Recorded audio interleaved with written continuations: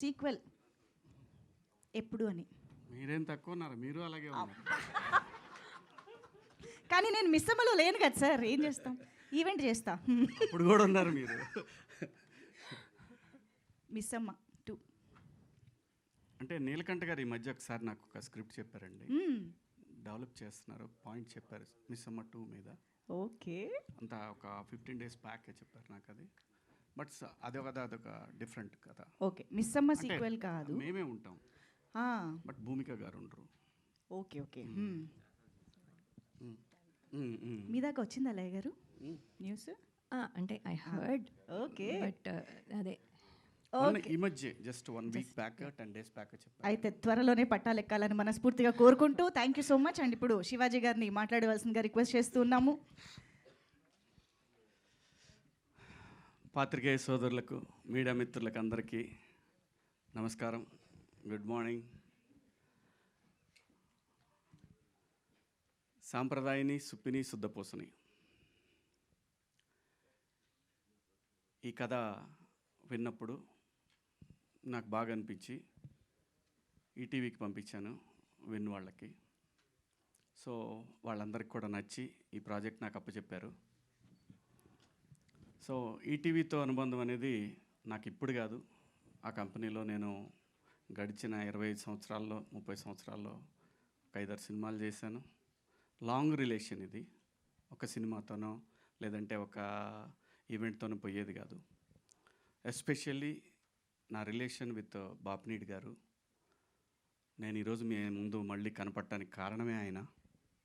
So నాకు more than వాస్తవంగా ఈ సందర్భంలో ఆ ఒక్క మీటింగ్ అనేది నా లైఫ్లో నేను ఎప్పటికీ నేను చనిపోయే వరకు కూడా మర్చిపోలేను. ఎందుకంటే ఆ నెక్స్ట్ మంత్ నాకు హోప్ లేదు. అంటే హోప్ లేదంటే హైదరాబాద్లో బతకాలంటే చాలా డబ్బులు కావాలి. అలాంటి పరిస్థితుల్లో సరే అక్కడి నుంచి నడపాలంటే, బండి నడపాలంటే కష్టమైన పనే. ఊరు వెళ్ళిపోదాం అనుకున్న పరిస్థితి అది. ఎందుకో తెలియదు మైండ్లోకి ఆయన వచ్చారు. వచ్చినప్పుడు వెళ్ళి కలిశాను. నా దగ్గర 2 రీమేక్లు ఉన్నాయి, ఏమన్నా చేస్తారా అని అడగటానికని వెళ్ళాను అనమాట. ఆయన వాళ్ళు చూస్తారు అని సాయి గారిని నితిన్ గారిని పిలిచి చెప్పారు, అది చూడండి అమ్మా అని. ఆ తర్వాత సరేనండి అనుకున్నాను, హోప్ అయిపోయింది, ఇంకా ప్యాకప్ ఇంటిక్కడి నుంచి హైదరాబాద్ నుంచి అని అనుకున్నాను. అని బయటకు వస్తుంటే ఆయన పిలిచి, శివాజీ నువ్వు యాక్ట్ చేయొచ్చు కదమ్మా అని అన్నారు. సార్ నేను ఎప్పుడు చేయడం లేదు, ఇస్తే చేస్తా సార్, ఇస్తే చేస్తామని ఆయనే అన్నారు. ఖచ్చితంగా చేస్తానండి, సరే అమ్మా అన్నారు. బట్ అక్కడి నుంచి బయటకు వచ్చిన తర్వాత 1 hourకి బిగ్ బాస్ ఆఫర్ వచ్చింది. కానీ నేను ముందు అక్కడ మాట ఇచ్చాను కదా అని నేను వాళ్ళకేం చెప్పలేదు బిగ్ బాస్కి, కానీ వీళ్ళకి చెప్పాను. చెప్తే వీళ్ళు అప్పటికే 90s, సారీ అక్కడ వచ్చిన తర్వాత ఎప్పటికో నాకు వీళ్ళు 90s పంపించారు ఒక 1-2 months తర్వాత.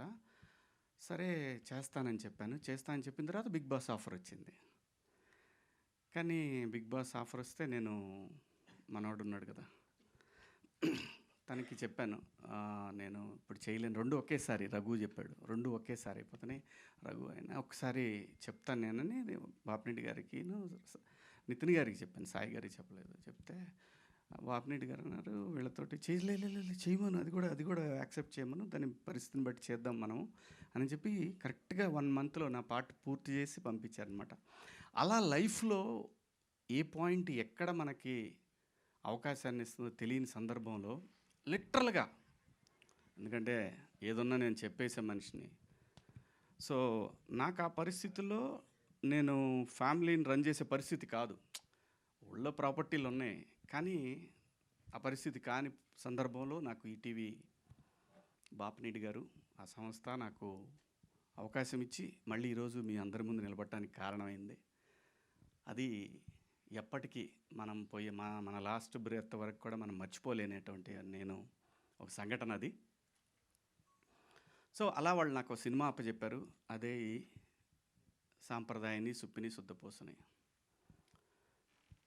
సుధీర్ కొత్త అయినా కూడా కథ బాగా చెప్పాడు, ఖచ్చితంగా తీస్తాడు అనుకున్నా. బట్ నేనేంటంటే నేను ప్రతి ఒక్కటి దగ్గరుండి చూసుకోగలనే ధైర్యం నాకు.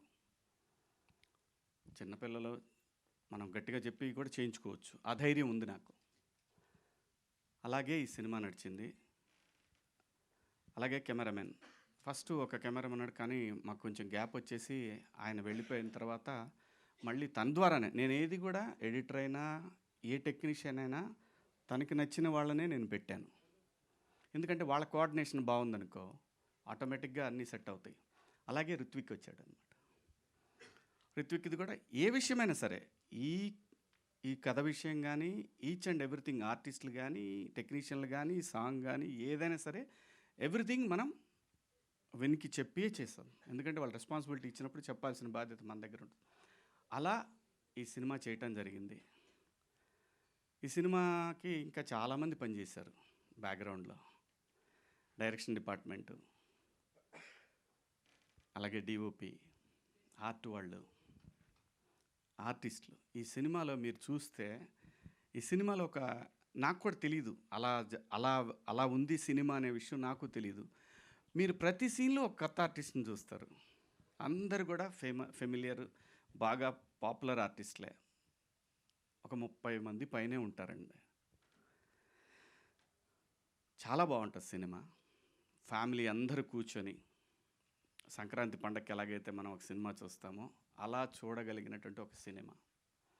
ఈ సినిమాలో సాంగ్ కూడా సెకండ్ హాఫ్లో నాకేంటంటే నేను ఎప్పుడో ఒక 20 ఏళ్ల క్రితం ఈ పాయా సాంగ్ని నేను వినటం జరిగింది. ఒక 20-25 ఏళ్ల క్రితమే విన్నాను. అది సయ్యద్ షాబుద్దీన్ గారు అని ఓల్డ్ సిటీలో ఉంటారు. ఆయన స్టాండప్ కమెడియన్ అని. ఆయనది ఈ సాంగ్ యాక్చువల్గా. ఆయన్ని పిలిచి వాళ్ళ దగ్గర రైట్స్ తీసుకొని ఆ ట్యూన్ తీసుకున్నాం అనమాట. ట్యూన్ తీసుకొని లిరిక్స్ కూడా హిందీలో ఉన్నాయి. అది కూడా రిలీజ్ చేస్తాం. ఉర్దూ లిరిక్స్ ఆయనే రాశారు. అది కూడా రిలీజ్ చేస్తాము. అది కూడా కంపోజిషన్ అయిపోయింది. అది వేరే ఆయన చేశాడు. సో తర్వాత మనోడికి బోలేకి పిలిచి, బోలే హిందీది వర్కౌట్ అయ్యేట్టు కనపట్లేదు, ఇది నువ్వు తెలుగులో చేయగలవా అని చెప్పి పిలిస్తే మనోడు అసలు 2 డేస్లో బ్రహ్మాండంగా ఒక ఆర్డర్ సెట్ చేసి ఇచ్చాడు. ఇంకా తర్వాత చిన్నగా అన్నీ డెవలప్ అయ్యి బ్రహ్మాండంగా చేశాడు. థ్యాంక్ యూ బోలే. లిరిక్ రైటర్ కూడా, ఆయన పేరేంటి తెలుగుకి మర్చిన ఆయన పేరు, మనోజ్ అని ఆయన చేశారు, రాశారు. షాబుద్దీన్ గారి లిరిక్స్కి సిమిలర్గా ఉంటాయి, కానీ డెఫినెట్గా చాలా బాగా రాశాడు. ఉర్దూది ఒక రకంగా ఉంటే ఈ లిరిక్స్ ఇంకో రకంగా ఉంటాయి. అందరూ చాలా ఎవరిని ఏం అడిగినా సరే ప్రతి ఒక్కళ్ళు కూడా రైట్ ఫ్రమ్ డిఓపి. తను ఆల్బమ్స్ చేసేవాడు బాలీవుడ్లో. అలాగే ఇన్స్టిట్యూట్ నుంచి వచ్చాడు తను. జనరల్గా ఇన్స్టిట్యూట్ వాళ్ళు అంటేనే కొంచెం అంతా ఓ పద్ధతిగా సెటప్ ఉంటుంది. మనకేం అలవాటు అయి ఉంటుంది, పెట్టు తీసేయని చెప్తాం. ఆ చిన్న వాళ్ళు ఏంటంటే కుర్రాళ్ళు కదా, ఏంటి వరుస పెట్టి తీసేయమంటాడు ఏంటి, లైటింగ్ టైం ఇవ్వడానికి చిరంజీవి గారి సినిమానా ఇదే, శివాజీ సినిమా అనేవ్వండి నేను. అది అలాగే ఎడిటర్ మనోజ్ గారు కానివ్వండి, మా డైరెక్షన్ డిపార్ట్మెంటు శివ, మావాడు విక్రమ్, అలాగే మా డిఓపి డిపార్ట్మెంట్లో చాలామంది ఉన్నారు. మాధవ, సమిత్, సాయి, అందరూ కూడా అంతా యంగ్స్టర్స్. నాకన్నా ఎక్కువ కొంచెం చిన్నాళ్ళు. నాకు వాళ్ళకి పెద్ద డిఫరెన్స్ ఉండదు. ఇందాక లయ అంటుంది, నేను లయ మనం పోయే వరకు మనం ఎంగే, ఇది మాత్రం గుర్తుపెట్టుకో. అలాగే ఈ సినిమాలో రఘుబాబు గారు ఉన్నారు, పృథ్వీ గారు ఉన్నారు, అలీ గారు, చమ్మక్ చంద్ర, ధన్రాజ్, అలాగే నేను తమ్ముడు మీ ముందే ఉన్నాడు ప్రిన్స్. నిజంగా చెప్తున్నాను, చాలా బెస్ట్ యాక్టర్ ప్రిన్స్. చాలా డిఫరెంట్ షేడ్స్ ఉన్నాయి తనలో. ఈ సినిమా ద్వారా మీరు ఇంకొక రకమైన ప్రిన్స్ని చూస్తారు. అద్భుతంగా చేశాడు, మంచి ఆర్టిస్టు. ఇలా చెప్పుకుంటూ చాలామంది ఉన్నారు. చమ్మక్ చంద్ర ఉన్నాడు, రాకెట్ రాఘవ, చిత్రం సీను, ఇమ్మాన్యుయల్, మొత్తం మీకు 45 సీన్లు ఎన్నో ఉంటే 45 మంది ఆర్టిస్టులు కనబడతారు మీకు. ఎక్కడ కూడా ఒక్కళ్ళు కూడా రిపీట్ అయినట్టు కనిపించదు ఏ సీన్లో కూడా. ఆర్టిస్టులు కానివ్వండి, టెక్నీషియన్లు కానీ ప్రతి ఒక్కళ్ళు కూడా చాలా బాగా కోఆపరేట్ చేశారు. కాబట్టి ఈ సినిమాని అనుకున్న దానికన్నా ఒక 7-8 రోజులు ఎక్స్ట్రా పడింది అంతే తప్ప, కరెక్ట్గా యాజ్ ఇట్ ఈజ్ ఏమైతే అనుకున్నామో అన్ని రోజుల్లోనే చేశాము. నాకు ఈటీవీ విన్ సాయి గారు కానివ్వండి, ఏదైనా సరే ఒక మాట మీద అనుకొని పోతూ ఉంటాం, అంతే తప్పితే పంతాలు పెట్టుకునే పరిస్థితి అయితే లేదు ఈ సినిమాకి ఖచ్చితంగా. ఎందుకంటే ఎనీడే ఇది విన్ సినిమా. అంటే వాళ్ళ ఫండింగ్తో నేను చేసిన సినిమా, నా దగ్గర అన్ని డబ్బులు లేవు. డబ్బులు లేకుండా వాళ్ళ దగ్గరికి వెళ్ళినప్పుడు నాకు వీళ్ళు నన్ను ప్రొడ్యూసర్గా సినిమా చేయమని ఇచ్చారు. అలాగే లయ గురించి ఎంత చెప్పినా తక్కువేనండి. ఎంత చెప్పినా సరే 6 గంటలకి 6:30కి షాట్ తీయాలంటే తను 3:30కి వచ్చింది లొకేషన్కి, అర్లీ మార్నింగ్. అలాంటి సందర్భాలు తను చేసినన్ని రోజులు ప్రతిదీ చెప్పుకోవచ్చు.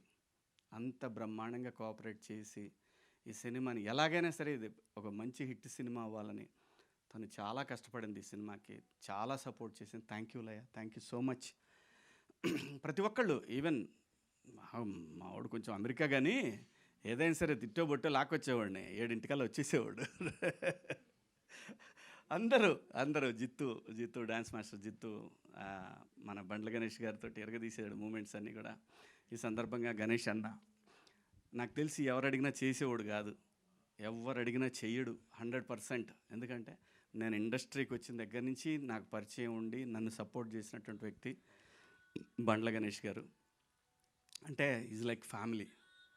ఏది ఏ విషయాలు ఎలా ఉన్నా సరే తను మాత్రం నాకు ఒక బ్రదర్ లాగా ఫ్రమ్ డే 1 96 నుంచి, నాకు ఇండస్ట్రీకి వచ్చిన దగ్గర నుంచి 30 సంవత్సరాల నుంచి నాకు చిన్న అవసరాలున్నా నేను అడగకపోయినా నాకు ఇచ్చేవాడు. చాలా మంచిగా నాతోటి నా పట్ల ఒక సొంత తమ్ముళ్ళలాగా చూసుకున్నాను నన్ను. థ్యాంక్ యూ అన్న, థ్యాంక్ యూ సో మచ్. మీ పాదయాత్ర అద్భుతంగా జరుగుతూ ఉంది. మీరు ఆ ఏడుకొండల వాడి దగ్గరికి బ్రహ్మాండంగా మిమ్మల్ని ఆయనే తీసుకెళ్తా ఉన్నాడు. చాలా సంతోషంగా ఉంది. Thank you so much. మీరు ఈ సినిమాకి హెల్ప్ అయ్యే ఒక సాంగ్ చేశారు. థ్యాంక్స్ అన్న. అలాగే ఈ సినిమాకి ఆర్ఆర్ రంజిన్ రాజ్ మలయాళీ అండి. మీకు గుర్తుంటే కోటబొమ్మాళి అనే ఒక సినిమా చేశారు ఆయన. 4 months చేశాడండి ఈ సినిమాకి రీ రికార్డింగ్. 4 months పట్టింది.